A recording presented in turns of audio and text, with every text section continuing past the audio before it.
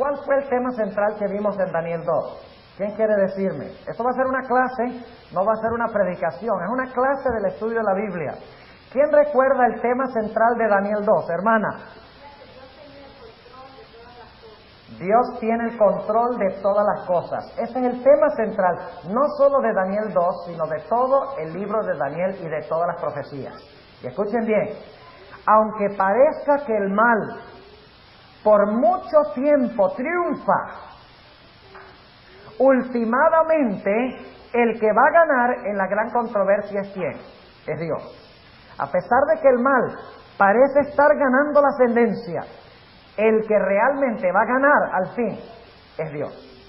Porque Dios controla la historia, Dios dirige la historia, Dios determina lo que pasa en la historia. Como vimos en Daniel 2:21, que yo creo que es el versículo clave de todo el libro, Dios cambia los tiempos y las oportunidades si Él ve necesario. Dios quita reyes y Dios pone reyes. Ese es el tema central del libro. Ahora, en esta mañana queremos hacer básicamente por lo menos dos cosas, y si nos alcanza el tiempo vamos a hacer tres cosas.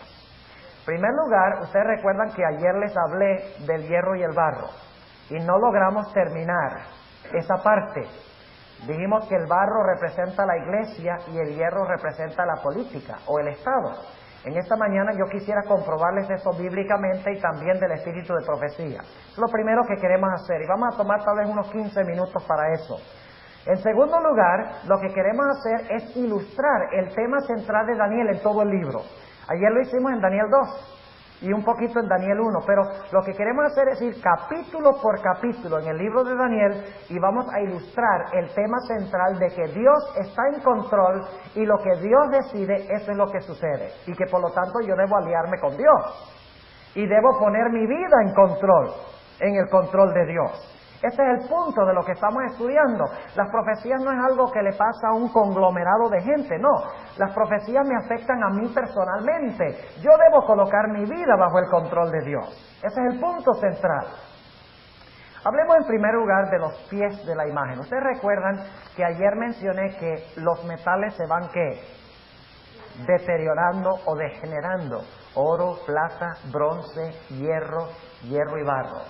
Y mencionamos el hecho de que eso significa de que los reinos del mundo iban a ir, ¿qué? De mal en peor, especialmente en su religión y su moralidad. ¿Por qué creen ustedes que el mundo está tan inmoral hoy en día? Porque estamos en los pies de la imagen. Y Dios profetizó que iba a suceder así. En los pies ni siquiera hay hierro puro, es hierro y barro, corrupción, una mezcla abominable. Hay una cita del Comentario Bíblico Adventista, tomo 4, páginas 1189 y 1190, donde la sierva de Dios confirma lo que les mencioné ayer. Dice ella: la imagen mostrada a Nabucodonosor simboliza el deterioro del poder y la gloria de los reinos de la tierra y al mismo tiempo representa adecuadamente el deterioro de la religión y de la moral entre los habitantes de estos reinos. Cuando las naciones se olvidan de Dios, se debilitan moralmente en igual proporción. Así que ella declara claramente de que el hecho de que los metales disminuyen en valor indica un deterioro de la religión y de la moral entre los habitantes de esos reinos. Ahora quisiera leerles una cita, y no me gusta leer mucho, y no vamos a leer mucho durante esta semana, pero quiero leer una cita del Espíritu de Profecía que se encuentra en el Comentario Bíblico Adventista. Nuevamente, es un comentario sobre Daniel 2:43, sobre la mezcla del hierro y el barro, para que ustedes vean que realmente el Espíritu de Profecía enseña que la mezcla del hierro y el barro representa la mezcla de la iglesia con los asuntos de la política. Y hay una iglesia en el mundo que mezcla estas dos cosas más que cualquier otra. ¿Sí o no? ¿Cuál iglesia es esa? La Iglesia Católica. Cuando los Estados Unidos iba a mandar un embajador al Vaticano, inmediatamente surgió una discusión acalorada de parte de varias iglesias. Dijeron, no se puede mandar un diplomático al Vaticano, porque eso sería mandar un representante político a una iglesia. Eso es mezclar la política con la iglesia. ¿Y saben lo que dijeron el Vaticano? No, eso no es mezclar la Iglesia y el Estado, porque es que el embajador va representando la política, el aspecto político de los Estados Unidos, y como el Papa también es un gobernante político, entonces va como representante político ante un gobernante político. Pero ustedes saben muy bien de que el Papa no puede separar, no puede ponerse el gorro político y luego quitarse el gorro político y ponerse el gorro religioso. Porque él es un dirigente político religioso. Y es el que va a dominar el mundo, ¿sí o no? ¿Cuántos estuvieron ayer en el tema de la tarde? La torre de Nimrod. Miren, jóvenes, el Papa está cobrando una ascendencia tremenda. ¿Ustedes saben por qué cayó el comunismo? No fue porque ellos querían democracia, necesariamente, sino porque la Iglesia Católica, que tiene una infraestructura tremenda en esos países, y en Time Magazine salió hace algunas semanas un artículo, y estaba en la cubierta de Time, que decía Holy Alliance, y demuestra que Ronald Reagan y George Bush trabajaron con Juan Pablo II haciendo alianzas secretas por debajo de cuerdas para sembrar la discordia en los países comunistas para que el comunismo cayera. La Biblia no dice que la imagen de la bestia iba a cooperar con la bestia. ¿No dice Apocalipsis 13 eso? Claro que sí. Lo estamos viendo con nuestros propios ojos en los periódicos y lo que está sucediendo hoy. El comunismo cayó como resultado de la alianza entre el gobierno de los Estados Unidos y el Vaticano. Por eso cayó. Y ahora se está descubriendo y se está destapando el asunto de que Ronald Reagan, ¿por qué creen ustedes que George Bush llama a Juan Pablo II semanalmente? ¿Ustedes sabían eso? Que George Bush habla con Juan Pablo II semanalmente para consultar. ¿Ustedes creen que nada más los llama para saludarlo? No. Están tramando cómo pueden establecer un nuevo orden mundial, un solo sistema de gobierno. Ahora escuchen lo que dijo la hermana Elena G. de White, y esto fue hace más de 100 años. ¿Cómo sabía ella? Lucky guess, right? No creo. Dice ella, en el comentario bíblico, comentando sobre Daniel 2:43, la mezcla del hierro y el barro, dice: hemos llegado al tiempo cuando la sagrada obra de Dios está representada por los pies de la imagen, en los cuales el hierro estaba mezclado con el barro cenagoso. ¿En qué tiempo estamos viviendo? En el tiempo de los pies, dice ella. Y luego continúa diciendo: Dios tiene un pueblo escogido, cuyo discernimiento debe ser santificado, y que no debe convertirse en profano, poniendo en el fundamento madera, heno y hojarasca. Cada alma leal a los mandamientos de Dios verá que el rasgo distintivo de nuestra fe es el día de reposo, el séptimo día. Si el gobierno honrara el sábado como Dios lo ha ordenado, tendría el poder de Dios y defendería la fe que una vez fue dada a los santos. Pero los estadistas apoyarán el falso día de reposo. Y ahora escuchen. Y mezclarán su fe religiosa con la observancia de este hijo del papado, colocándolo por encima del sábado que el Señor santificó y bendijo, apartándolo para que el hombre lo observe santamente como una señal entre Dios y su pueblo por 1000 generaciones. Y ahora viene la cita clave. La mezcla de los asuntos de la iglesia y de la administración política se representa con el hierro y el barro. ¿Qué dice la sierva de Dios? Dice: la mezcla de los asuntos de la iglesia y de la administración política se representa con el hierro y el barro. Esa unión está debilitando todo el poder de las iglesias. Esta aceptación en la iglesia del poder del Estado traerá malos resultados. Los hombres casi han traspasado el límite de la tolerancia de Dios. Han utilizado su fuerza política y se han unido con el papado. Fíjense, y eso lo escribió hace 100 años. Antes de que Mussolini diera el famoso edicto de Letrán, donde se le devolvieron las tierras al Papa. Antes de que se sospechara que el papado iba a resucitar a nueva vida, la gente creía que el papado estaba acabado, muerto. Pero la sierva de Dios, con esa percepción divina que Dios le concedió, dice, han utilizado su fuerza política y se han unido con el papado. Pero llegará el tiempo cuando Dios castigará a los que han invalidado su ley y sus malas obras recaerán sobre ellos mismos. Ahora yo debo admitirles algo. Por mucho tiempo yo luché con esta cita de la hermana White. Y tenía preguntas, eran preguntas sinceras. Y todavía tengo preguntas sinceras cuando leo el espíritu de profecía. A veces yo leo algo que dice la hermana White y no se asusten por lo que acabo de decir. Yo creo en la inspiración del espíritu de profecía. No hay nada malo, sin embargo, con hacer preguntas de por qué la hermana White dijo lo que dijo. Y todavía tengo preguntas a veces. Y una de las preguntas que tenía era, ¿de dónde saca la hermana White de la Biblia la idea de que el hierro y el barro representan la iglesia y el Estado? ¿Será que Dios le dio eso como una revelación divina? ¿No está en la Biblia? ¿Se la dio como una revelación divina? ¿O será que eso también se encuentra explicado claramente en la Sagrada Escritura? Bueno, yo debo admitirles que siempre que he tenido preguntas en cuanto a dónde la hermana White saca lo que ella escribe, si está en la Biblia o no, cada vez cuando lo estudio descubro que lo que ella dice ya estaba en la Biblia. Así que en este caso yo dije, bueno, ¿cómo puedo hacer para descubrir la base bíblica de lo que dice la hermana White? ¿Y saben lo que hice? Le voy a compartir un secreto de cómo estudio la Biblia. Ustedes no siempre van a tener un pastor que les instruya. Por eso es mejor que vayan aprendiendo cómo estudiar por ustedes mismos y que estudien por ustedes mismos.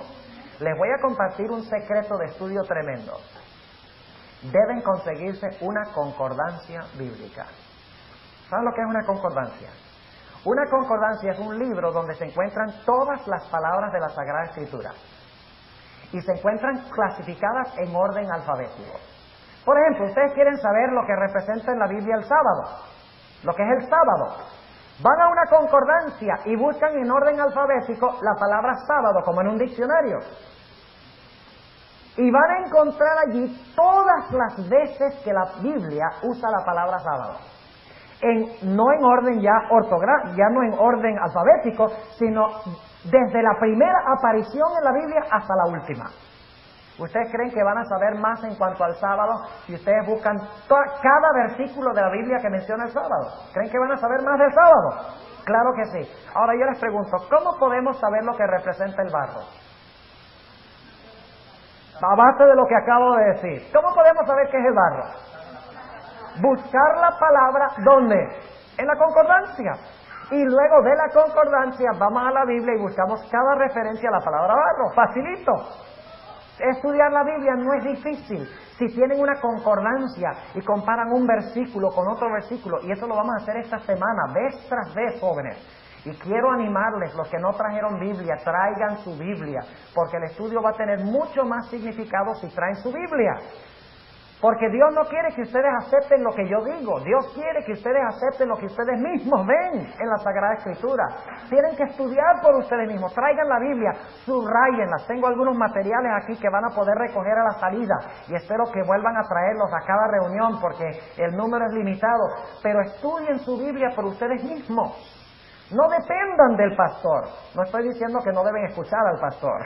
Escuchen al pastor, pero no dependan del pastor. Vayan más allá de lo que les da su pastor. Estudien por ustedes mismos. Busquen una concordancia. Les digo una cosa, que si ustedes hacen eso, ustedes empiezan a estudiar la Biblia, como yo les digo, y de repente la Biblia empieza a tomar sabor.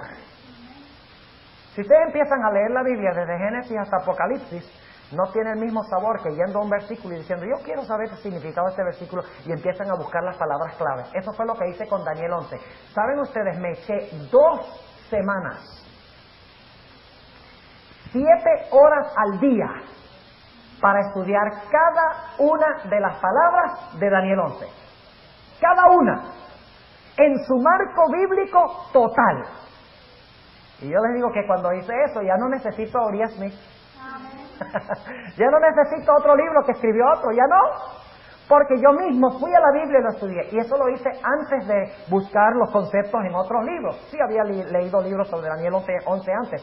Pero cuando decidí recientemente sentarme a estudiar Daniel 11, decidí que no iba a comparar nada de lo que decían los libros que había leído o libros que tenía que no había leído. Dije, voy a ir a la Biblia, voy a estudiar cada palabra clave y compararlo con otros versículos. Y ustedes van a darse cuenta en el estudio de esta semana, jóvenes, que es una aventura fascinante. Les voy a mostrar conexiones entre una cosa y otra a base de palabras que son semejantes en Daniel y en Apocalipsis y en otros de los profetas.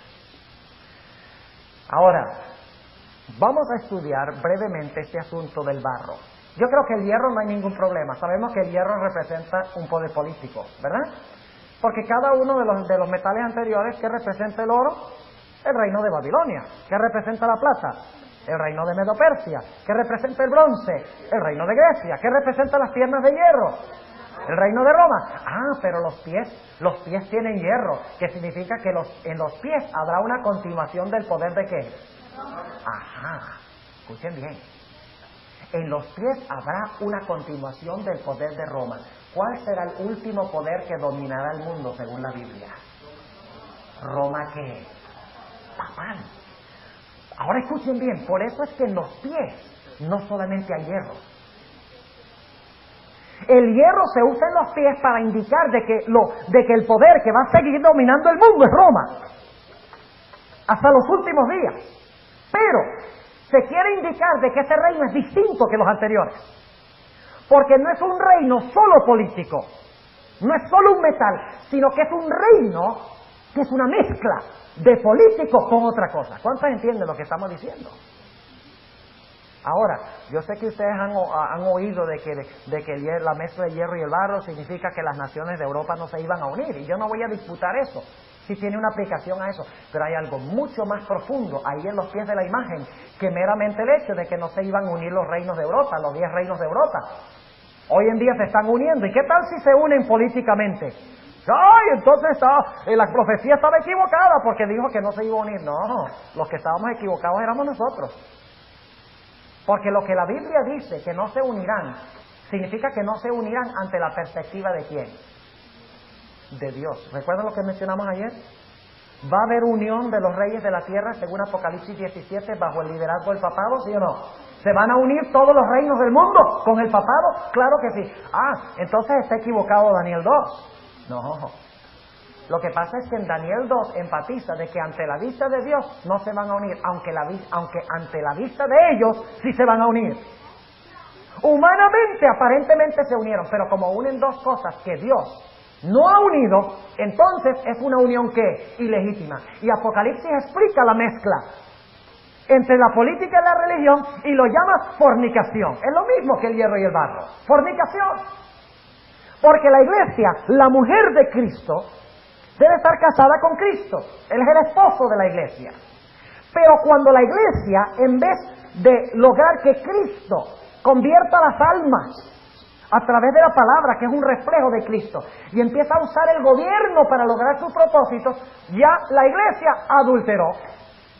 Ya la iglesia se mezcló con la política y abandonó a su esposo Cristo Jesús. Es como Israel cuando se mezclaba con las naciones paganas.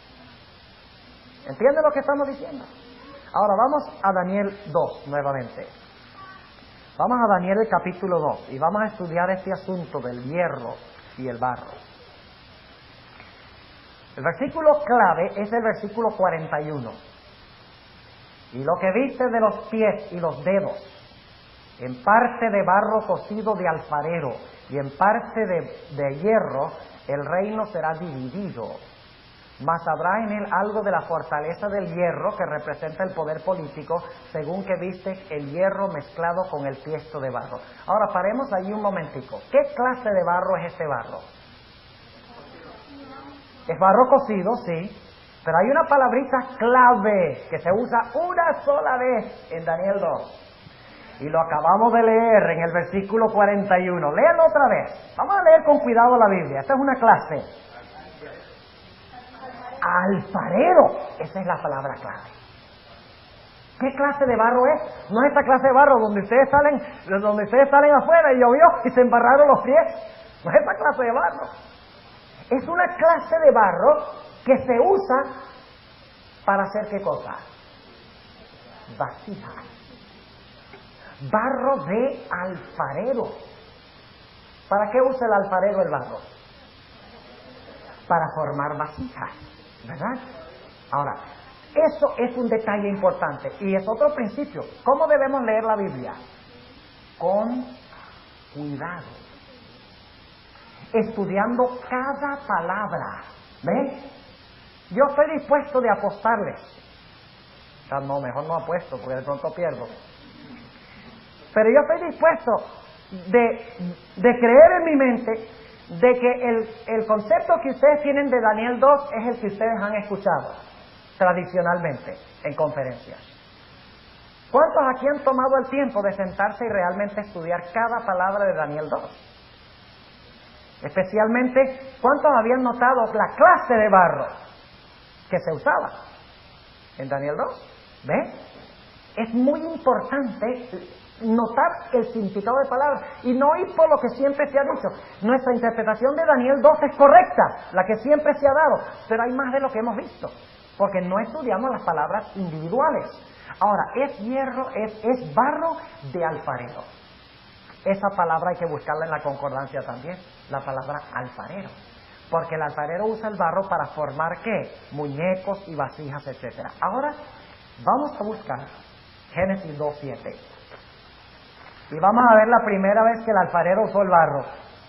Hay que ir a la primera vez que el alfarero usó el barro. Génesis 2:7. Dice, formó pues. ¿Qué dice? Esta es otra palabra que hay que buscar en la concordancia. Formó. Cuando hablamos del barro, de alfarero, y Dios lo formó, hay que buscar la palabra formó también. Formó pues Jehová Dios al hombre del polvo de la tierra. Ahora paremos allí. ¿Cuántos de ustedes han tratado de hacer un muñeco de polvo?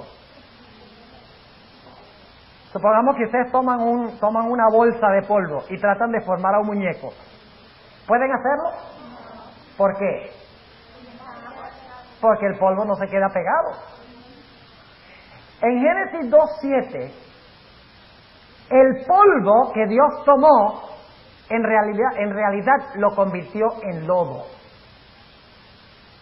¿Ustedes recuerdan una vez Jesús cómo recreó los ojos de un ciego en Juan 9? Dice que tomó polvo, escupió y formó ¿qué? Barro. Y lo untó en sus ojos y ¿qué cosa? Y se le sanó la vista. Le recreó la vista.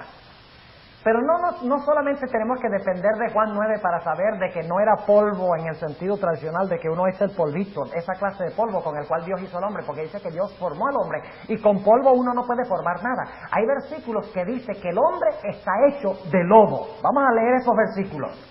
El primero está en Job 13 y el versículo 12. ¿De dónde conseguí yo estos versículos?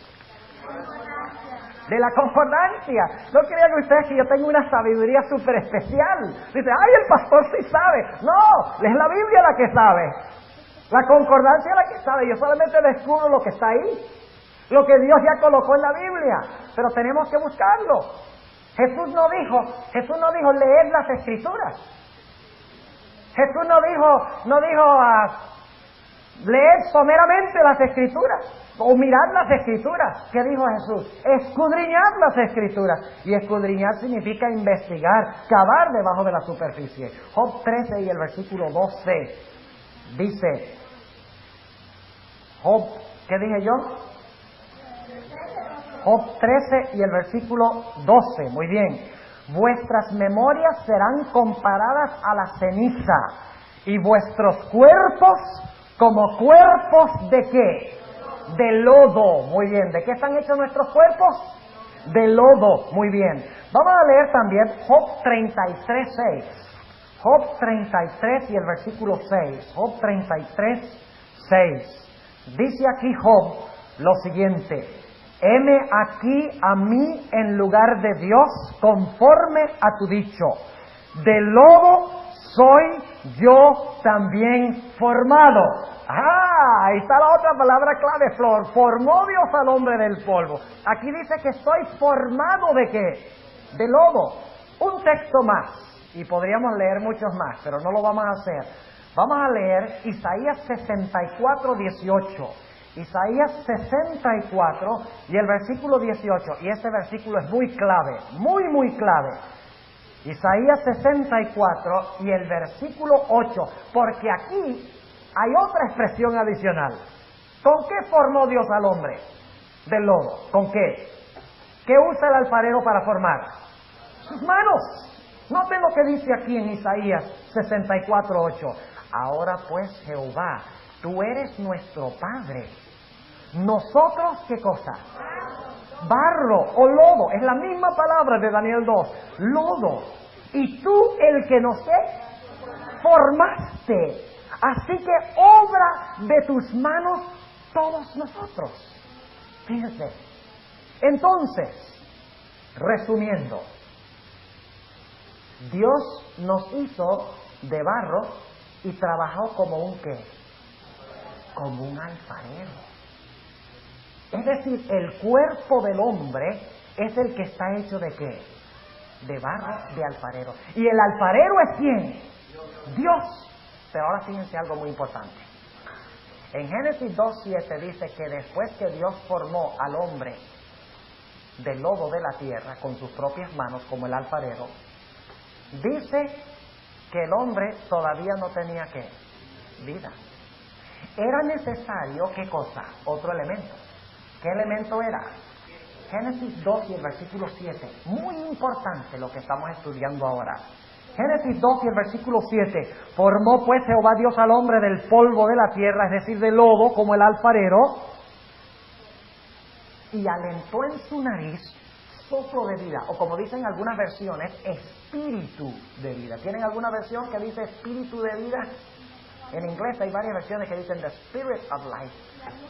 El aliento o el espíritu de vida, el aliento, la fuerza vital para que pueda vivir. Entonces cuando se unió el cuerpo de lodo hecho por el alfarero divino de barro y le dio el aliento de vida, ¿qué pasó con el cuerpo? El cuerpo se levantó y empezó a caminar y empezó a ver y empezó a hablar. Vivió el cuerpo. Ahora tenemos el primer elemento importante para interpretar lo que representa el barro de Daniel 2. En primer lugar, físicamente, literalmente representa el cuerpo del hombre, que Dios el alfarero hizo con sus propias manos y a quien infundió el Espíritu Santo para que el cuerpo pudiera moverse y para que el cuerpo pudiera vivir. Pero ahora vamos un paso más allá. Recuerden que en Daniel 2 el barro es un símbolo. ¿Ok? No es literal el barro, sino que simboliza o representa algo, tiene un significado tipológico o espiritual. ¿Entienden lo que estoy diciendo? Así que no puede representar el cuerpo literal de un ser humano, el barro del alfarero allí. Tiene que tener algún significado simbólico. ¿Y cuál es el significado simbólico? Vamos a Jeremías 18, versículo clave. ¿Y todo esto lo conseguí dónde? Les voy a repetir eso hasta que se cansen. Lo conseguí en la concordancia, exactamente. Ya les revelé el secreto. Les revelé el secreto. Ahí está. Y les digo, una vez que empiezan a investigar la Biblia así, ya la televisión, olvídense de la televisión.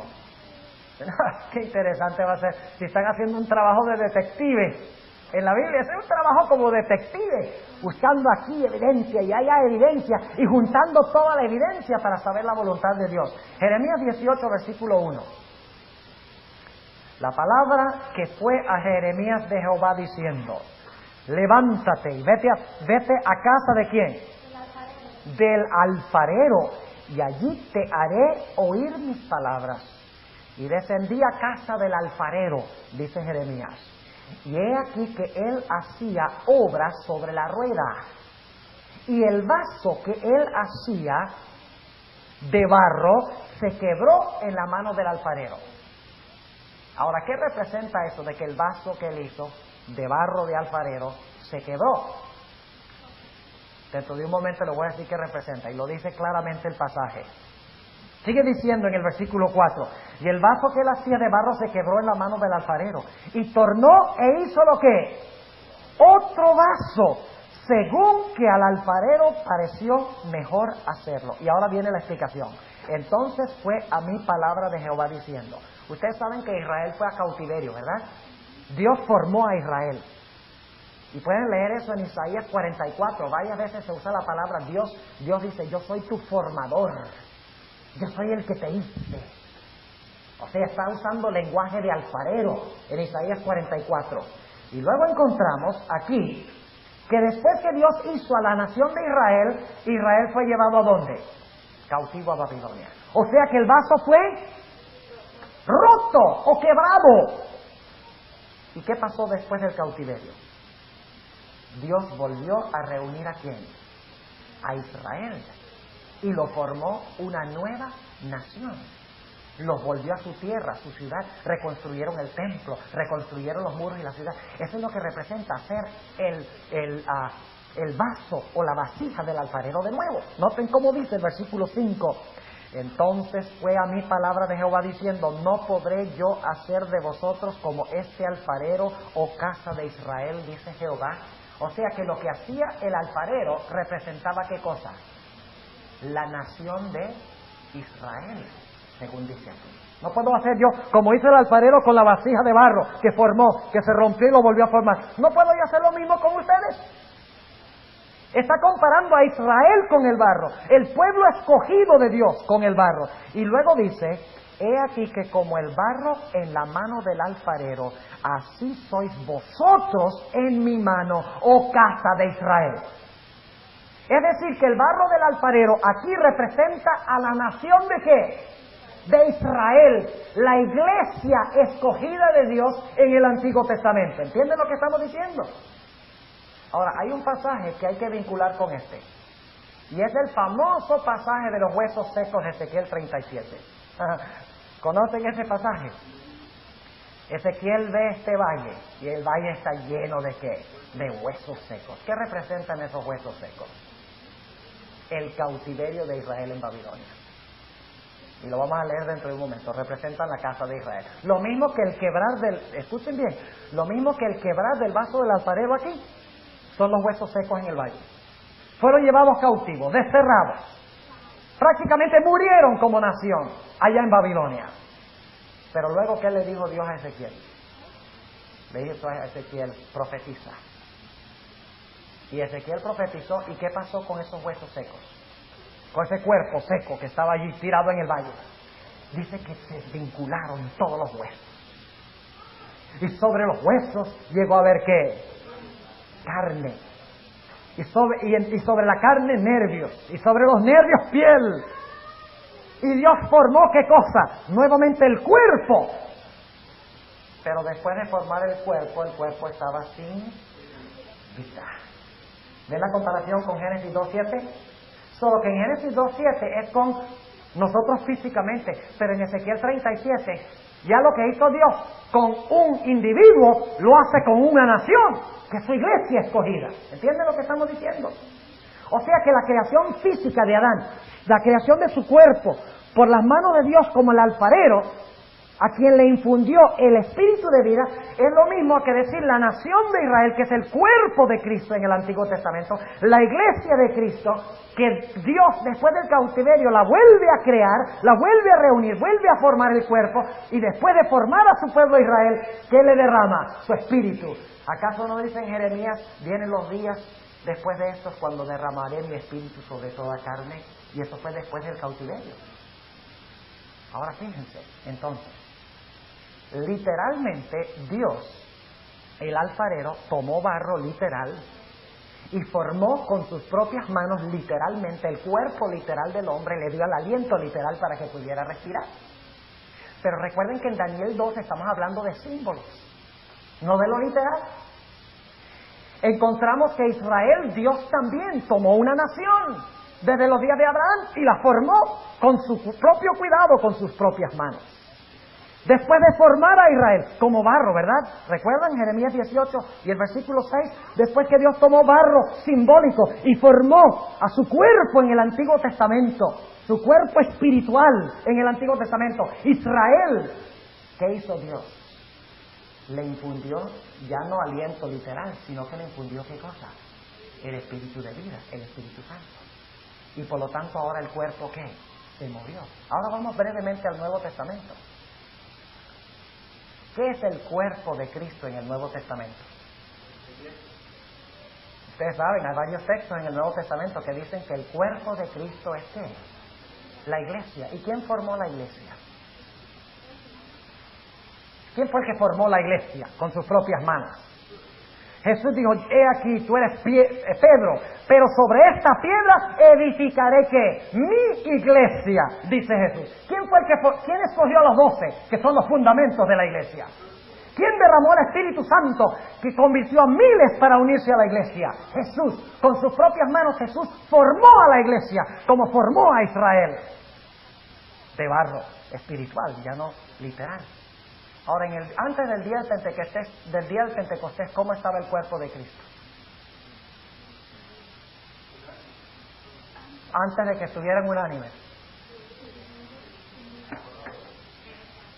Pedro era un brazo allá, Juan era una cabeza tirada allá, Andrés era un hígado tirado ahí. Cada uno por su ¿qué? Por su lado. Pero 10 días antes del Pentecostés estaban todos unánimes juntos. ¿Qué hizo Cristo? Juntó su cuerpo y lo formó con sus propias manos. Pero aún después de estar unánimes juntos, ¿qué faltaba? El Espíritu de vida. ¿Y cuándo vino el Espíritu de vida sobre la iglesia? En el día del Pentecostés. Y entonces Cristo tenía un cuerpo que vivo. Entonces, ¿qué representa el barro? Simbólicamente, ¿qué representa el barro? El cuerpo de Cristo, como se usó barro para hacer el cuerpo literal. Entonces, bíblicamente, no solo con el espíritu de profecía, sino bíblicamente, el barro representa a la iglesia y el hierro representa el poder político de Roma. Es decir, que en Daniel 2 tenemos claramente revelado que el último poder que gobernará sobre el mundo será un poder romano. Y será no solo un poder político, sino que será un poder ¿qué? Religioso. ¿Les quedó claro? ¿A cuánto les quedó claro? A ver. ¿Hay algunos que no les quedó claro? Levanten la mano, porque si no quedó claro tenemos que repasar. Quiero que todos entiendan lo que estamos diciendo. Ahora, vamos rápidamente, para concluir en esta mañana, a trazar el tema del control de Dios en el libro de Daniel, el tema central de Daniel. Y yo les digo que esto me consuela mucho a mí, este tema central de Daniel. Y me consuela por la sencilla razón de que a veces yo veo el mal y cómo progresa el mal y cómo las cosas han empeorado terriblemente, y pienso yo y digo, oye, ¿cómo va a terminar este mundo? Pareciera que Satanás estuviera en control, pero yo al leer el libro de Daniel me doy cuenta de que Satanás no está en control de la historia del mundo. Es Dios el que está en control. Vamos a mirar rápidamente Daniel, el capítulo 1 y el versículo 1 y 2. Y lo leímos ayer y vamos a avanzar rapidito aquí. ¿Cuánto tiempo nos queda, pastor? ¿5 minutos? Ok, 5 minutos. Vamos a usar los 5 minutos lo mejor que podamos. Daniel 1, 1 y 2. El libro comienza expresando el tema central. Dice, en el año 3 del reinado de Joacim, rey de Judá, vino Nabucodonosor, rey de Babilonia, a Jerusalén y cercóla. Y uno diría, bueno, facilito que Nabucodonosor le ganara a Jerusalén, porque él era más poderoso que los que estaban adentro. Ni se lo crean, porque una vez vino Sennacherib con todos sus ejércitos, según dice la Sagrada Escritura, 185,000 soldados, y los que estaban adentro estaban temblando, porque los que estaban afuera eran más fuertes, y el ángel de Jehová bajó, y 185,000 muertos la siguiente mañana. Entonces, no crean ustedes que porque Nabucodonosor era más poderoso, piece of cake, le ganó fácilmente a Jerusalén. No, eso no es. No crean ustedes que los Estados Unidos ganó la guerra del Golfo Pérsico con las otras naciones porque tenían más armas. No. Recuerden que Saddam Hussein invocó a Alá. ¿Pero qué pasó con Alá? Eso demuestra que el Dios de los Estados Unidos es más poderoso que el Dios de Irak, ¿verdad? No necesariamente, sino que lo que sucedió, había algo en el plan de Dios. Hermanos y hermanas, tenemos que sentarnos a meditar lo que está pasando en la historia y tratar de entrelazar todo e interpretar lo que está pasando. ¿Por qué el Golfo Pérsico? ¿Cuál fue el propósito? ¿Por qué ganó este lado y no el otro lado?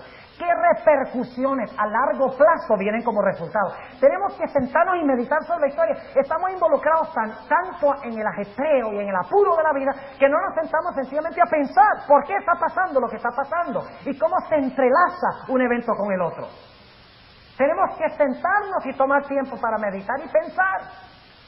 Estamos tan apurados de hacer todo que a veces no hacemos eso. Versículo 2. Y el Señor entregó en sus manos a Joacim, rey de Judá. ¿Por qué fue que Nabucodonosor derrotó a Jerusalén?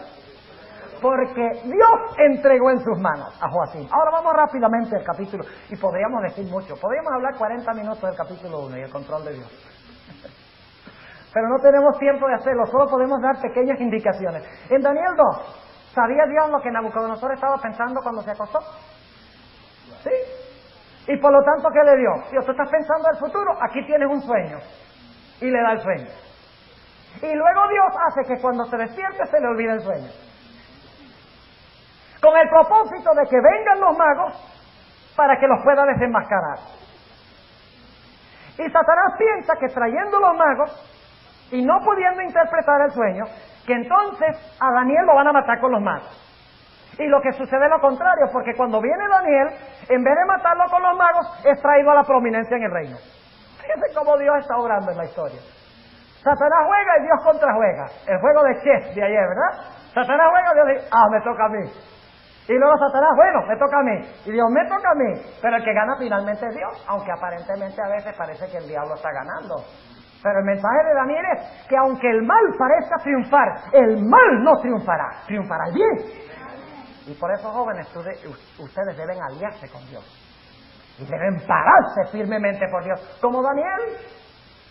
Cuando Daniel tuvo la prueba con respecto al apetito. ¿Cuántos toman Coca-Cola?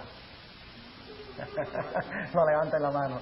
Pero eso, pastor, eso es insignificante, eso no tiene importancia, nada más tiene un poquito de cafeína. Poquitico.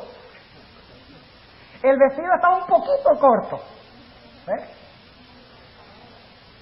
Yo solamente practico un poquito de pecado, pastor, un poquito, no mucho. Pero ¿cómo era Daniel en las cosas pequeñas? Aquí nadie me está viendo, dijo él, no está el pastor de la iglesia porque se quedó allá en Jerusalén.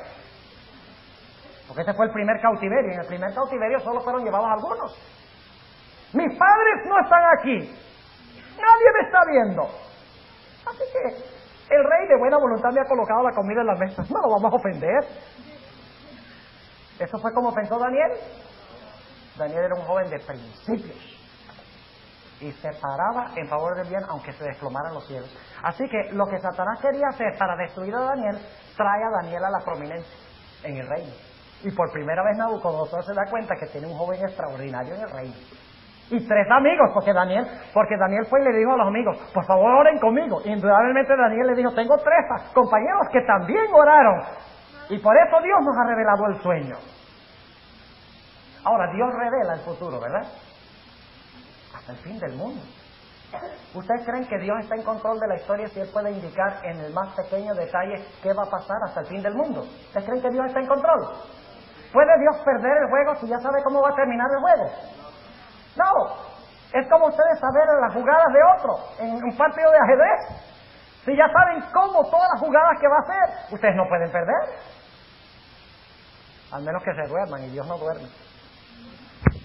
No es posible perder. En absoluto. Y entonces encontramos en Daniel 2 varias otras indicaciones. Noten el versículo 37. Noten el versículo 37. Y hoy nada más vamos a poder llegar hasta el capítulo 3, el tema central. Pero esta noche vamos rápidamente a cubrir el resto.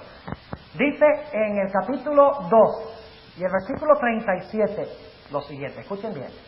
Tú, oh rey, eres un rey de reyes. Yo sé que dice rey de reyes, pero no hay un artículo definido. Tú eres un rey de reyes. ¿Y por qué es un rey de reyes? Porque tenía más inteligencia, más poder. Era más grande. No, dice aquí, tú, oh rey, eres un rey de reyes, porque el Dios del cielo te ha dado reino, potencia y fortaleza y majestad. Versículo 38. Y todo lo que habitan hijos de hombres, bestias del campo y aves del cielo, Él ha entregado en tu mano y te ha hecho enseñorear sobre todo ello. Tú eres aquella cabeza de oro. ¿Ustedes creen que a Nabucodonosor le gustó mucho eso? De que él era nada más la cabecita de oro. Pensaba, Babilonia, ¿qué dice? Yo estoy sentada reina y no veré viudez. Yo y nadie más. Si leen Isaías 47, dice Babilonia, yo y no más. Yo soy, inclusive dice Babilonia. ¿Y quién es el yo soy? Dios. Y por lo tanto, cuando Daniel le dijo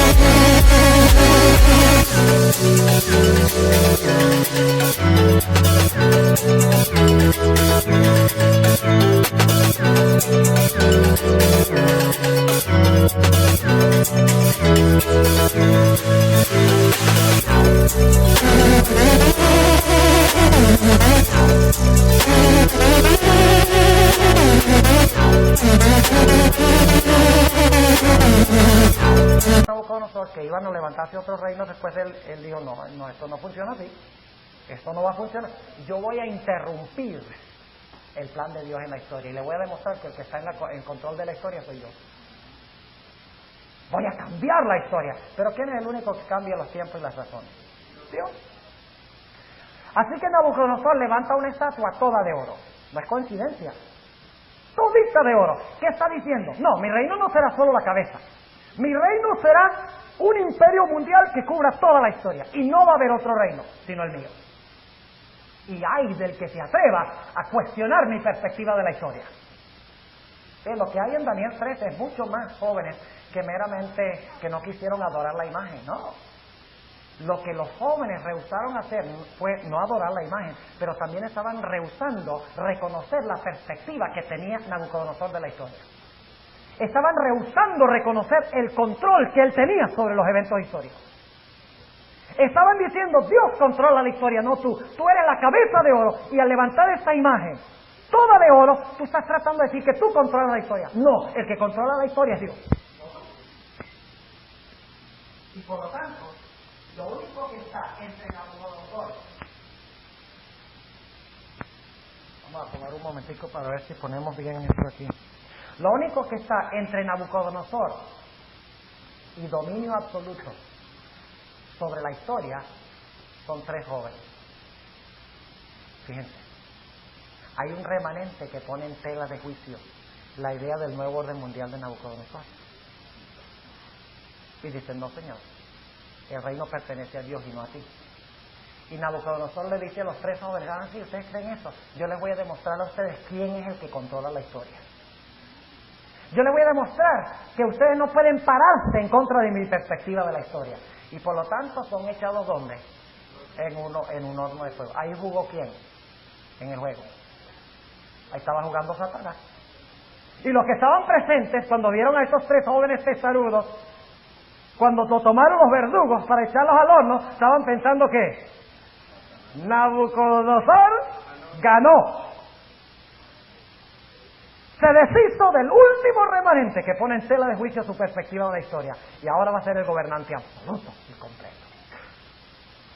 Pero lo que no contaba Satanás es que le faltaba jugar a Jesús. Es confortante esta idea del control de Dios. No tenemos que temer nada del futuro.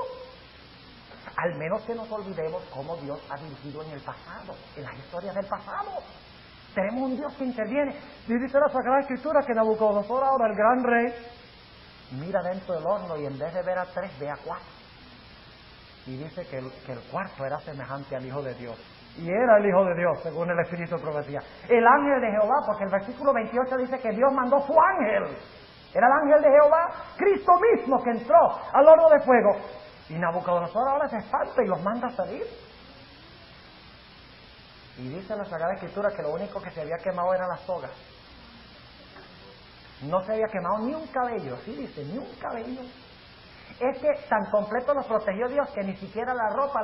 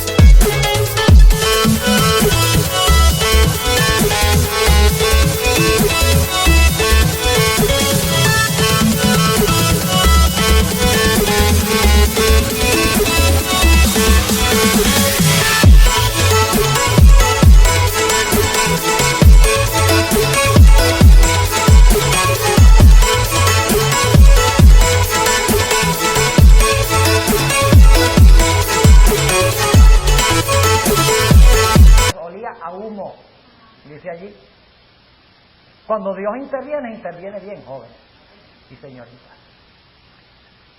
Y por lo tanto encontramos que el que realmente controla la historia en Daniel 3 es ¿quién? No es el más poderoso monarca del mundo, sino es ¿quién? Dios. Y los gobernantes de este país necesitan aprender esa lección, porque ellos están tratando de establecer un reino secular en este mundo, un nuevo orden mundial sin Dios. ¿Y creen que van a tener éxito? Pues no van a tener éxito, van a fracasar.